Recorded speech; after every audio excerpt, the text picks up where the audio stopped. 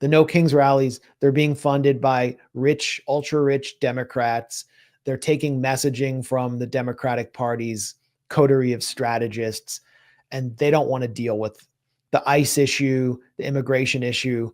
ICE is like, just it's sort of everywhere, but they don't want to directly deal with it. And I don't think they want to deal with the war in Iran issue. If you listen to the Democratic messaging, it's like, we protected Israel more than Trump. Trump's not even standing up for Israel enough.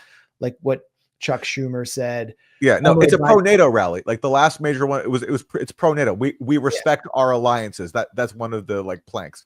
So it's a pro, like to the extent they're getting involved in foreign policy, it's let's make sure that we continue the Ukraine proxy war and support our alliances, which also include an alliance with Israel. Yeah, that was one of their stated planks was, defend NATO. They have other, points that I agree with. Like Trump is creating a fake state of emergency constantly in order to defecate on the Constitution and increase executive powers to unacceptable levels. And like libertarians should oppose that too. I just don't get the libertarians who supported Trump. There are some valid points there, but I think that if I went to that rally with an anti-war sign, I would be an outlier. And if I went with a sign that came from the heartbeat, like the true soul of humanity right now, what every decent person on earth wants to say, 2 words, fuck Israel. If I held up that sign, I would be like besieged by liberal vigilantes telling me like, hey, that is not who we are. This is not who we are. You need to go. I know that would, it might be a stunt we should pull if we. Yeah, I was going to say, just bring the poster just in case. And I don't think that it, at the Army/Trump fascist rally, that people will be that enthusiastic about war with Iran, but it won't be like one of those post 9/11 AstroTurf Republican rallies where they're just like, the neocons had them like puppets. It won't be like that, but there won't be any clear messaging because they just wait for Trump to tell them what to think. And they're all being duped on like every issue. Like it's not just Iran or Israel, it's immigration too. Like all those people who want like a new white America and want to go back to the 50s. Trump is basically offering amnesty right now. He's talking about amnesty for undocumented restaurant workers and farm workers right in front of them. And they're not really like up in arms. Yeah. And that's kind of why he's, instigating what's happening in LA and other places, because he wants to show people he's pretending to be tough on immigration, but he's still giving the corporations everything they want, which is cheap, undocumented labor. Yep. So yeah,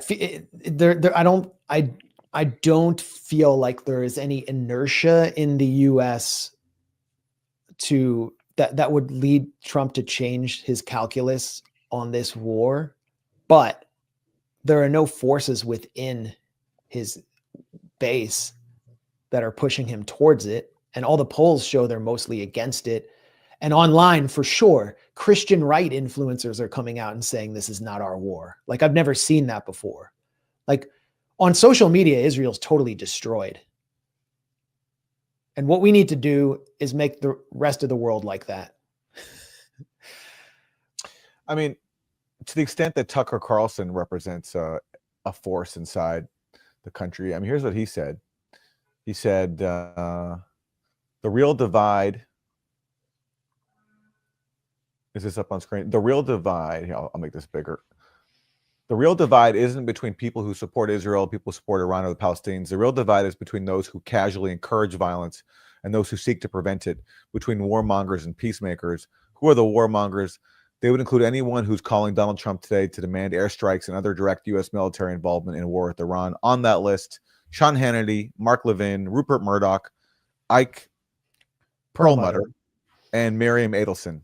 At some point, they will have to answer for this, but you should know their names now. Who is Ike Perlmutter? I actually haven't heard of him. He's one of the top Zionist billionaire donors to Trump.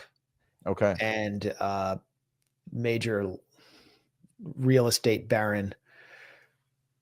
and lesser known than Miriam Adelson, but it shows that Miriam Adelson isn't the only one. And, you know, I really appreciate Tucker naming some Gentiles there. Not just Jews. Yeah. Thanks I for that. mean, Murdoch is a really awful figure in all of this, but he doesn't get enough credit. Tucker Carlson obviously did not name Donald Trump among those warmongering villains because he wants to continue to curry influence with Trump. But ultimately, the fish stinks from the head, and Trump needs to be held accountable for what he's done here. Tucker won't do it, but Tucker Carlson, he tried. I mean, props to Tucker. He saw that the war was coming under Mike Waltz, and he called it out, and he may have actually delayed what took place with a strong statement on Twitter, campaigning on the inside. There was photographs of him basically storming into the White House around the time he issued his first statement. Mike Waltz was busted down to traffic duty. And his Israeli advisor, Merav Seren, who formerly advised the Israeli Defense Ministry, was fired. What she was doing there in the first place, how that was allowed to happen, is beyond me. But it's finally happened. And I think there's nothing Tucker can do at this point. And this goes to another point I wanted to make that I forgot to make. It comes back to deterrence. In his statement prior to that, warning about this war, Tucker said that Iran can do enormous damage around the region. If Iran does not make good on that, then no one will listen to those warnings from Tucker and others.